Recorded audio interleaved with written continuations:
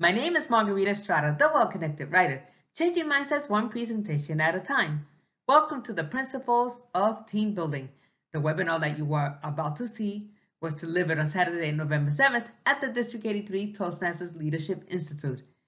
Enjoy this webinar, and I'll connect with you again at the end. How often have you seen a speaker who can keep an audience from beginning to end and never let them go? Was it the speaker's personality, ability to connect, to touch the minds and hearts of the audience that made you say, I want to be that speaker? Margarita Estrada is a former panic attack sufferer turned into inspirational speaker, workshop leader, and presentation mastery coach who teaches you, the audience, how to summon the power within so that you can speak with confidence. Known as the Well-Connected Writer, she authored and published the book Vignettes of a Family History Journey in 2018, a bilingual memoir that brings awareness to those who are not familiar with Alzheimer's and dementia and its effects on the family. In addition, her articles have been featured in local magazines and on social media. Her mantra is, build your arsenal, break the barriers, step up and dare to be the challenger, the initiator, and the change agent that you were meant to be. Please welcome Margarita Estrada.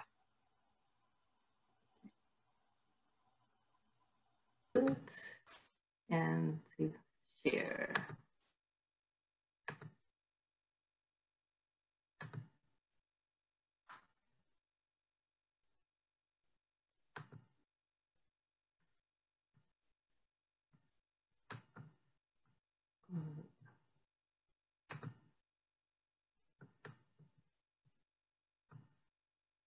Make sure this works. Okay, good. Okay. Good morning to all of you. Thank you so much for joining me for this mini workshop and the work that you are going to do afterwards. Yes, because I always put you to work. Currently, I serve as the chair for the Army Pro Speakers Bureau of Toastmasters District 83. In addition, I have been PRM and PRO. So I have a lot of experience in this team building realm. Trust me, by the time you finish this workshop and do the work afterwards, you will be saying to yourself, I got this. So let's get started.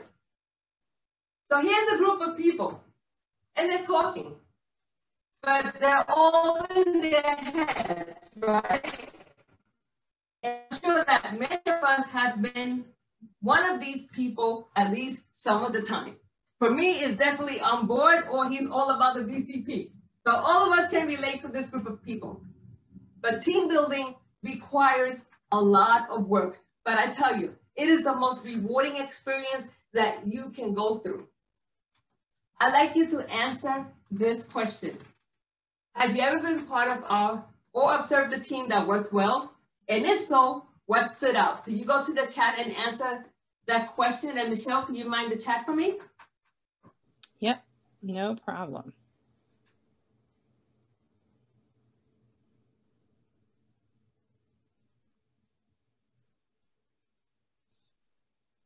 Don't be shy. Okay, so responses are coming in, and they're coming in quickly. So respect for everyone on the team, collaboration, teamwork, good leadership, listening, being open to the ideas of others. And teamwork and collaboration has come up a few times. Awesome, awesome. And that's exactly right. That's part of the components of team building. Question number 2. Do any of you know who this person is? If so, write it on the chat.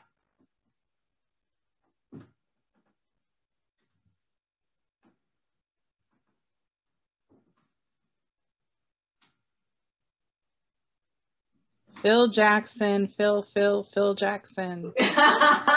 Absolutely. He is 10-time NBA world champion coach. Here he is with Michael Jordan and Scottie Pippen, 8-time champion with the Chicago Bulls, 2-time champion with the LA Lakers. And in addition, he has his own world championship rings with the New York Knicks. Now I know it's been a long time for the Knicks. I'm like Spike Lee. I keep on hoping and praying that they win the championship. And in the meantime, we're talking about Phil Jackson's team building skills. And he says as the strength of the team is each individual member, and the strength of each member is the team. In other words, they are interrelated with one another.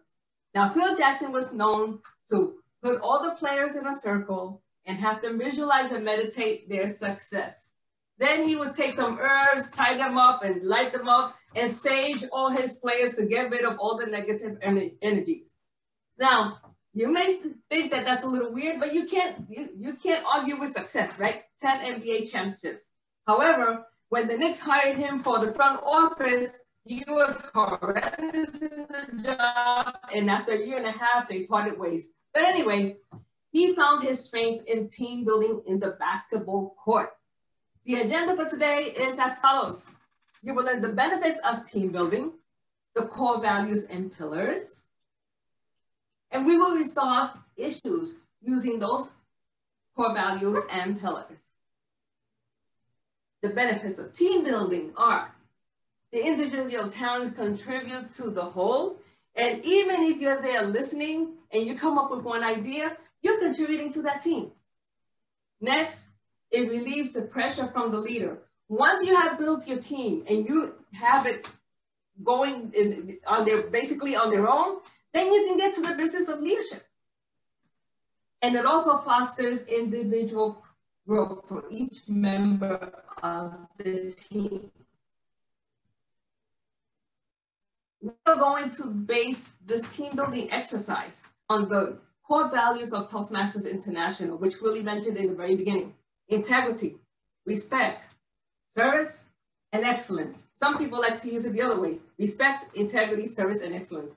Either way you use it, as a team leader, if you don't have these as the basis of your leadership, your team will fail because you will gain no respect.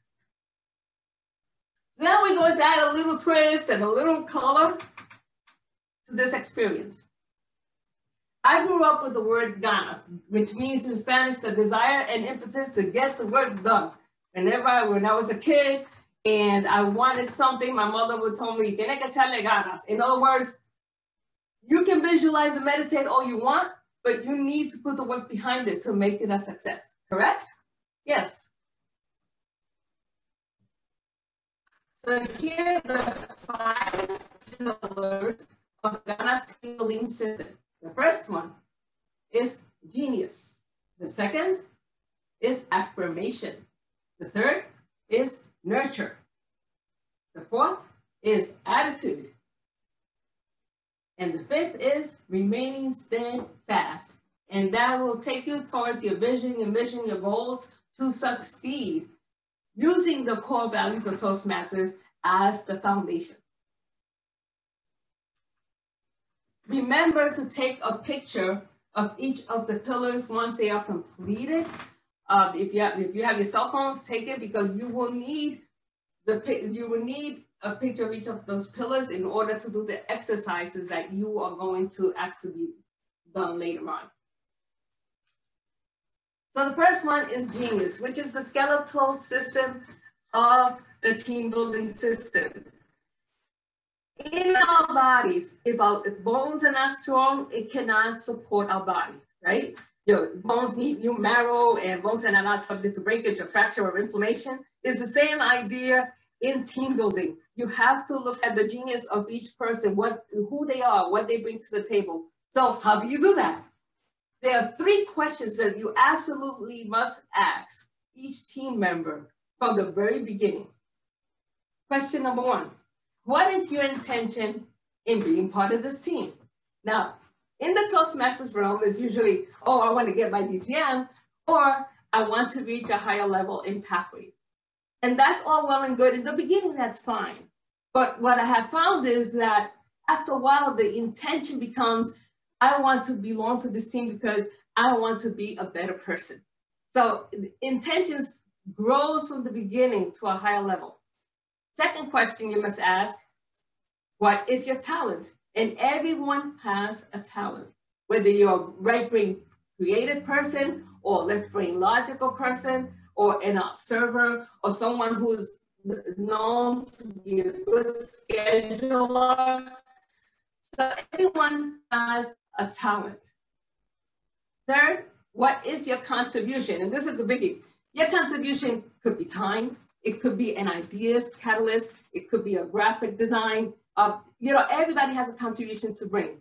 So I have dealt with many teams, and usually time is the issue.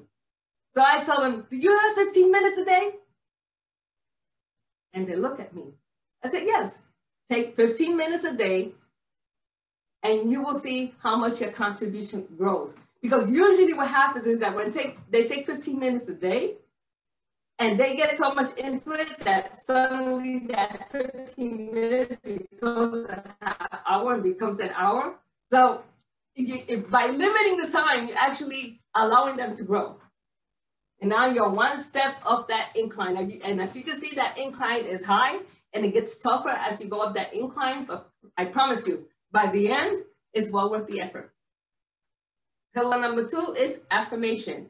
In our bodies, if our musculatory system is not strong, it cannot support the bones, correct?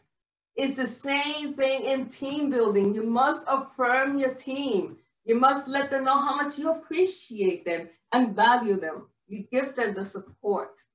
So how do you do this? Step 1, you empower your team. Notice the middle word, power. But then the EM, it means the support. You empower your team. Empowering your team does not mean that you do everything for them. And the reason why I bring this out is because if you do everything for your team leaders, your members of your team, they do not grow. You give them some tools, but then they have to take it to the next level. You're there to kind of like coach them along, but not to do all the work for them. Second, you must have enthusiasm when you deliver your mission and vision and your goals. If a leader does not have enthusiasm, people get bored. But I have good news for you. If you're that kind of a leader, that's not an issue. You can get somebody to do it for you. That's right. You don't have to be an expert in everything. As a leader, you have to recognize those areas that are weak, and then you get somebody to do it for you.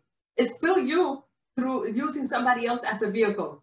In fact, District 27 has a position called the motivator. Believe it or not, look them up. This person is charged with motivating their district. I could not believe it, but when I saw that, I was like, wow, how interesting. Third, you must give your team focused recognition. Like, thank you, or you did a good job is not enough. I'll give you an example. If Willie sees that Michelle puts a fantastic program together and members respond in a positive way and he gets that feedback, it's Willie's job to let her know, thank you, Michelle, you put together a good program and these are the areas that were strong. You see how that works? Focused recognition. If Michelle notices that Kristen comes up with a new plan on how to create new clubs that actually that works and brings people to Toastmasters, it's Michelle and Willie's job to support Christian in that effort. And if the three of them see that Jessica is doing a fantastic job in a particular area, they should give her that focused recognition. And that is how you get people to support you in your mission. They get them to believe in your work. And now you're a little bit closer to that incline. Step number 3 is nurture your cardiovascular system of your body and your team. We all know that when our heart is happy, our body is happy, right? Yes. It's the same when building a team. You have to care for the heart of that team by offering encouragement. In this time that we're living with COVID-19, with politics, with families having to be parents and teachers, trust me, the one thing that your team needs right now is encouragement. Next is guidance. You have to offer your team guidance. You can't just throw things at them and say, here, do it. Even though I've been through that and I've gotten through it, but isn't it better if you're able to impart your experience and encourage them so that they could go forward? That's your responsibility as a leader. Next, give them the tools to succeed. This is crucial. You must give your team the tools to succeed. And I'll give you a personal example of that. In 2013, I led the district conference. There was one young lady that I appointed to be the hospitality chair. Prior to that, I had to do a lot of convincing to get her to be the hospitality chair. She said, Margarita, I can't do it. I don't have the experience. And meanwhile, this was a young lady that led her club to President's Distinguished. And she was telling me that she couldn't do this. So one night we walked to 11:30 a.m., right? And she's telling me, well, I can't do it with this because of this. And I'm telling her, yes, but you made your club president distinguished. How did you do that? Yeah, but I can. So every time she came up with something, I came up with a counter. And as people who know me, they know that if I know that you have a talent, I'm going to keep after you until you do it. Why? Because I care about that person's growth. You give them the tools to succeed. And by the way, I wanted to point it out that Willie's message in the beginning of this TLI clearly stated this pillar. He nurtured us. He addressed what we were going through. And I could say for me, it touched me on a very emotional level. He used this pillar to the max. So thank you for that, Willie. The fourth pillar is the nervous system. Our central nervous system controls everything, right? When your mind is all over the place, it reflects in your behavior and how you carry yourself. And most importantly, how you affect your team. So we are going to look at someone with bad behavior and how they grow into good behavior, or I should say a team leader. A team leader who is a terrible team leader blames others for everything that happens to them. They are stuck in their thinking. They feel they're always right, and their ego gets in the way. And when this happens, the team tends to fall apart. And I could be honest with you, if you have known anyone who has been this person, or if you have been this person, because I could tell you for myself that at times I have been this person. However, I've been lucky to surround myself with people that put me to the side and say, Margarita, maybe this person may come at you with a bad attitude, but their underlying reason is a good one. So look at the reason and not so much the attitude that they're coming at you with. So now we get, okay, so now this team is about to fall apart. However, through counseling, then the leader is open to suggestion. Then they realize that you can be right too. And they take responsibility. As a leader, if your team fails, it's your fault, right? It's your fault because you have to figure out how to work with this team. So it's your responsibility to figure it out. If you can't, ask for help, get the counsel that you need. And that's one further step of that incline. And the last pillar is remaining steadfast on your integumentary system, which is your skin, right? Your skin is what keeps you going. In our bodies, our skin protects us from all the harmful rays of the sun. In addition, it keeps our temperature at 98.6, right? And if our skin is not protected, we use suntan lotion, right, to protect it. It's the same idea in team building. You have to be able to protect your team because, trust me, there are challenges that your team will go through. And you as a team leader must do everything you can to protect that team, to keep it together. See those two good-looking people on the left-hand side? They didn't get their bodies by accident. They worked for it. So as a team leader, you have to work for it as well. So remaining steadfast involves having a plan. You've got to have a plan. A leader without a plan will not be respected. Second, you have to follow up. Emails are not enough. I was part of a team where, I should say, I led a team where there were 3 members who were not connected with me on email. And I finally had to approach them via text or phone call. It turns out that one of them has somebody who passed away. Another one had a husband who was sick. So you really don't know. You can't judge because people don't respond to your email. You got to figure out, and as a team leader, You have to find out why that is happening. That's your job. Third, pick up the slack. Now I know most of you do not like this one, but there are times, and for good reason, that you have to pick up the slack. And I'll give you an Omni Pro Speakers Bureau example. Our youngest member, Jeremy Yenser, was just made a volunteer firefighter. He just qualified and he got in. He sent us a picture of his uniform and all that stuff. So anyway, early in the morning, he calls me. He says, Margarita, you know, I have to tell you something. And I tell him what, and he tells me that he became a volunteer firefighter and that he will not be able to participate too much in Omni Pro activities. And I told him, look, you're always going to be a member of the Omni Pro Speakers Bureau, but this experience is going to enhance your speaking career. So I used the nurture pillar, like encouraging him to go for his dream, right? But that means that I have to pick up the slack for his work on Facebook, but that's okay because sometimes there are good reasons to pick up the slack, right? So it's not always like, oh, he's not doing his work, so therefore I have to pick up the slack. Sometimes there are good reasons for it. Forget the noise. This is crucial. When you are building a team, things can get heated. People can argue back and forth. It can get heated. And that's when you have to break through all of that and get to the focus of what you want and forget not only your noise, but their noise. Remember that picture I showed you in the beginning of that team that was all in their head? This is the area where it happens. Ask for help when you need it. I can't tell you how many teams have broken apart because the team members are afraid to ask for help.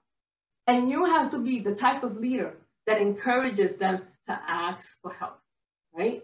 You have to have that humility, using integrity, respect, service, and excellence, and provide that environment. Like Willie was saying in the beginning, provide the environment so that people can ask for help. And finally, you have to have a Yoda in your life. Now, for those of you that are Star Wars fans, Yoda was short in stature, but powerful and mighty in wisdom and in strength as well. He was the person that kept Luke Skywalker in line, right? So in your team, there's always somebody who's a Yoda, somebody who is wise, who's an observer, who's quiet, and can give you as a leader advice. So give the team advice and kind of refocus the team and say, hey, okay, let's cut the noise and let's focus on the mission. If you do not have someone like that in your team, get someone from the outside that can give you advice that can help you. And then you will get up the pinnacle and you will reach your vision, right? So to reiterate, the 5 pillars of the G.A.N.A.S team building system are genius, which means you look at the different gifts, talents, and abilities that each member has. And second, you affirm those talents. Third, you nurture the heart of the team. Fourth, you make sure you check your attitude as a leader first before you judge. And then you grow and you get that team to work with you. And 5, you remain steadfast. So it's time to use what you have learned. I encourage you to take a picture of each exercise that you are going to do. For the district leadership team, this is your exercise. Members are confused because so much information is being communicated to them from different sources. This is a communication team issue. However, one team member feels that they have the solution, but doesn't speak because, after all, that's not their domain. Using the G.A.N.A.S, genius, affirmation, and nurture pillars, give that team member the confidence to talk about their idea. Now, I recommend these 3 pillars, but it doesn't mean that you can't use all of them. But those are just suggestions. Team building exercise for division directors. Area directors have expressed their frustration with not having enough time to meet their obligations with their clubs. In addition, they don't feel that they're appreciated. Using the nurture pillar, how will you build up your area director's morale? Team building exercise for area directors. While visiting some of your clubs, you notice that members from one of your assigned clubs are not engaged in their club dynamic. The club president tells you that members are zoomed out and that the last thing they want to do is attend another Toastmasters meeting. The goal, using the attitude and steadfast pillars, how can you help this club president succeed? And finally, for the club officers. During your club executive meeting, everyone is clear about the fact that club members are not paying their dues for the second half of the Toastmasters year. Upon research, it turns out that the treasurer never sent out the email to all the members. Goal, using the affirmation, attitude, and steadfastness pillars, how will you speak to your treasurer that motivate your members to pay their dues? Now it's time to go to your breakout rooms.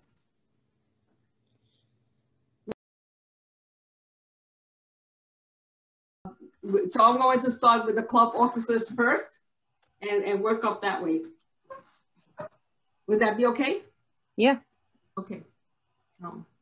You should be able to share your screen. Let's see.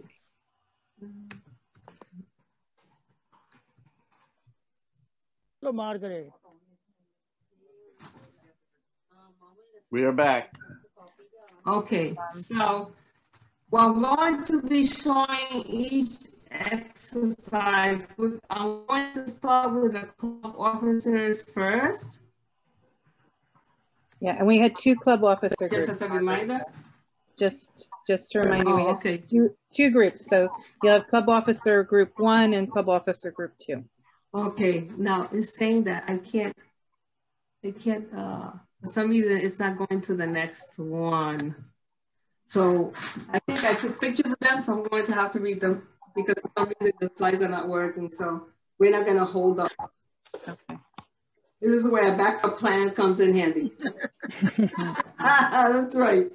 Okay, for the club officers. During your club executive team meeting, everyone is concerned about the fact that club members are not paying their club dues for the second half of the Toastmasters year. Upon research, it turns out that the treasurer never sent out the email to their members. The goal, using the affirmation, attitude, and steadfast pillars, how will you speak to your treasurer? Then motivate your members to pay their dues. So that was the exercise. So those that were, so whoever was described for the clubs, I know for the team, the group I was in, it was G.A.N.A.S. Buffalo. And number 1 is Ron Burke is going to speak for number 1. Okay, Ron. Okay, so you could pin Ron's video, please. Yes, Ron, go ahead. All right. Okay, so the first thing is we don't want to do a make wrong. We just need to state the situation or restate the situation, send the reminders, and move on. And we want to remind members how much we care that they do return. One tool we can use if we're sending more reminders or when we send the original request is to do a red receipt to ensure that members do get receive an email. But we want to encourage all to participate and that all are welcome. And that's what Toastmasters is all about. Everyone reaching their goals and growing and having fun. And all are welcome to visit and join. And we need to recognize that there's a need for members to renew. Let's see here. Remind members, we can remind members that remaining in the club will help them to reach their goals. When we are doing follow-up, it's important that we just follow up specifically with those who didn't respond, so we're not annoying those who already have responded. we looked at some reasons on why members may not respond. Well, they don't have time to respond. They don't have time to attend the meetings and participate. A phone call, quite possibly, quite probably, will get more information and is a more thorough. Oh, he froze. Hello, he froze. Maybe somebody else from the group can finish. In conclusion, we are going to be very supportive, and we are not going to we are going to encourage the treasurer to take action. We're going to help him, and if necessary, the executive board will step in and follow up with us members that have every year, being accountability partners, and remind us that regardless of how difficult it is during these times to return to the club as often as we want, we understand it can come whenever it's appropriate and good for them. And so we are embracing all the different parts of our exercise just to be sure that everybody gets value, we empower everybody, and everybody is standing fast to serve when necessary. Thank you, Margarita, for your exercise. You're welcome. Okay, our second leader was Janice Buffalo will be next, yes, because she was part of my group. Thank you, Margarita. We covered basically from the standpoint of why the treasurer wasn't fulfilling their role. And what we do, it seems pretty common among the clubs that were in our group, that you start with the president, because the president does have the ultimate responsibility. You speak with your treasurer, find out what's going on, and then you involve the rest of the officers, because we are the core, we are the team that helps lead the club towards their success. And then we also get down to the point of where, for those who have not paid, we divide the list up, and when we contact them, it's more in a one-on-one relationship with that member, because you want to see what is preventing him or her to pay, or what motivation do they need. Let's see. And then we do, we speak about the benefits of why did they join in the first place, and continue the nurturing. We had one suggestion where if it's an individual, then you have that one-on-one conversation. If it's a group of people, maybe bringing away. I'm a fucking idiot. No ethics. Is there somebody there that? Yeah, there's a lot of them. Everybody mute your mics, please, while Janice is speaking. So what you also have is with a corporate or a group where there's several people, bring it up at a meeting. I really like the idea of little gold stars for those who are being cooperative and collaborative and doing their dues. And it's just information that needs to get to the member. We need to understand the member's bottom line and keep our members in the loop at all times. Awesome. Thank you so much, Janice. I appreciate it. Applause for Janice, please, like this. Thank you. Okay, next, we have for the area directors, a reminder of their exercise was, while visiting some of your clubs, you notice that members from one of your assigned clubs are not engaged in their club dynamic. The club president tells you that members are zoomed out and the last thing they want to do is attend yet another Toastmasters meeting. Go, using the attitude of STEADFAST pillars, how can you help this club president succeed? This is Vani here. I'll be speaking on behalf of our team. Hi, Vani. Hi. This is such a relevant question nowadays, and the theme is consistent across in many different clubs. And what our team came up was, if this is a corporate club, maybe inviting an executive will help. If this is a community club, invite local leaders, a politician or a social worker. People may be more open to receiving their views and come to the club. Team up with other Toastmasters club. Sometimes a weaker club with a stronger club can help each other, and it's a win-win situation. The strong club can also mentor the weaker club and help in growing.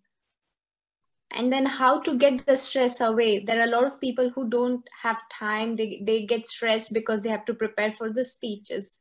So make it more fun. Have instead of word of the day, have a joke of the day. Share jokes. Remove in every meeting, instead of having every meeting prepared speeches, remove the prepared speeches part. Keep only the table topics and have topics that will be easy for people to speak. Something about what they are working for in their day job, or they could speak more easily rather than preparing for it. And invite other Toastmasters outside the club to share their growth stories, so that people will be able to know, okay, today I've given my icebreaker and then I'm not interested anymore, I may leave. But if they see ahead what else is there, how it can inspire, that would be a good takeaway. And make it a fun place, stress buster, and keep members interested in the club. So those were some of the points we discussed. Thank you so much. Wonderful, wonderful, good job. Next is the exercise for the division directors. Area directors have expressed their frustration with not having enough time to meet their obligations with themselves. In addition, they feel that they're not appreciated. Using the nurture pillar, how will you build up your area director's morale? So, speaker from the area director, can you please? Hi, good morning, Margarita. Hey, good morning. I would like to share the summary of our discussions. Nurturing, right? When we are working with area directors, we need to practice nurturing tactics. What is meant by nurturing is going above and beyond to help them, to make them feel like part of the team. Sometimes area directors are little closed, like they are not coming up, they are not telling us what are their challenges, right? Either maybe technical challenges or process related challenges. We need to stay close to them. We need to talk to them, send a text message, email, connect with them. When we are close to the area directors, they will start opening up. This technique we need to follow so that area directors feel that they are the part of the team. And the next one is like, we need to be having tolerance, because we are all going through the pandemic, everybody having their own challenges, and having patience, empathy, so that we can welcome them as part of the team. And we always need to encourage the area directors. If they cannot do certain things, like area visits, or they are having limitations on performing their duties, we need to jump in and help them. Now, coming to the challenges, there are two kinds of challenges. Area directors who are having a lot of Toastmasters experience, but technically challenged because the new Zoom, having the Google Docs and all those things. We need to help them. We can ask them to either go to Google or YouTube, go for a specific topic and look for that specific topic for 2 minutes or 5 minutes and understand how it works, how to turn off the camera, how to go on mute, how to understand what's going on technically. So this Google, YouTube, we can guide them. When we went through any good videos, we can distribute the links to them so we can bring them technically in par with others. Process, right? And one of the big challenges, even though people are very comfortable running meetings or running contests using the old way in person, now they're having challenges. So we need to help them. We can do the dry runs, and we can suggest them to attend as many as meetings of the other area contests. Even though you are not contributing, be a member there. See how they are performing.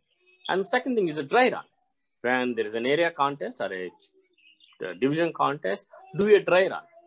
Doing is 10 times more than watching what others are doing. That way, they can be technically good to address the challenges. So these are the things we discussed about how to keep area directors as part of the team. Thank you. Back to Margarita. Thank you so much. It was a very awesome job. All of you are doing a fantastic job. Thank you. And finally, for the district leadership team, members are confused because so much information is being communicated to them from different sources. This is a communication team issue. However, one team member feels they have the solution, but doesn't speak because after all, that's not their domain. Using the G.A.N.A.S affirmation and nurture pillars, give that team member the confidence to talk about their idea. So who was the speaker for the district leadership team? Me, Linda. Okay. Yeah. Hi, Linda. Hello, everyone. So the way we approach this was we're going to start by having the team leader set the mood, where you'd say, okay, we want everyone to participate. We're interested in hearing all your ideas. As part of the district leadership team, you all have a role to play, and we want to, we know that you each have unique skills and interests and talents, and so we want to hear from all of you. Then we went into the tools that we could use. One would be a whiteboarding activity where we'd list everyone's ideas. Two would be to tell everyone, to give each person to do a round robin, where you go around, each person has the opportunity to speak. If people did not want to speak, we could do something called brain writing, which is like brainstorming, but each person gets an index card and they put down their ideas, and then you go back through and you read the cards and you read off the ideas. That's a good one. I like that one. It keeps the anonymity, and at the same time, it gives the freedom to speak. Yeah. Right, and then at the end, so we'd encourage ideas. Again, we're all part of the district leadership team, so maybe if the club growth director has an idea about training, that may not be exactly that person's area, but even so, we could use all those ideas, recognizing that ideas build on one another, and you can combine ideas to make an even better idea. And then at the end, you thank everyone for their help, and you recognize the prime driver of an idea. Awesome. Thank you so much, Linda. So you see, that goes to show you, it seems that the nurture and affirmation pillars are the most popular ones, because that's the heart of the team, right? And that's what you want to keep together. In order for your team to remain strong, right, you have to make sure that you use those G.A.N.A.S affirmation, nurture, attitude, and steadfastness. You have to have an integrative and collaborative spirit. And you as a team leader have to provide that attitude, right? And that atmosphere, because everything starts from the top, right? What starts on the top trickles down to everybody else and sets the environment. So thank you so much for participating in these exercises. My name is Margarita Estrada, the Well-Connected Writer. I am also the chair of the OmniPro Speakers Bureau of Toastmasters District 83. Visit the OmniPro Speakers Bureau at omniprosb.com. If you have any questions regarding this presentation, email me at omniprosb@gmail.com or the wellconnectedwriter@gmail.com. Thank you so much. Thank you.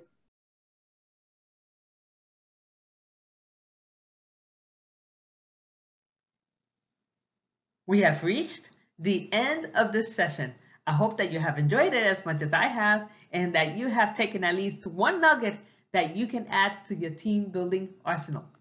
My name is Margarita Estrada, the Well-Connected Writer, changing mindsets one presentation at a time. Remember my mantra: build your arsenal, break the barriers, step up and dare to be the challenger, the initiator, and the change agent that you were meant to be. See you soon.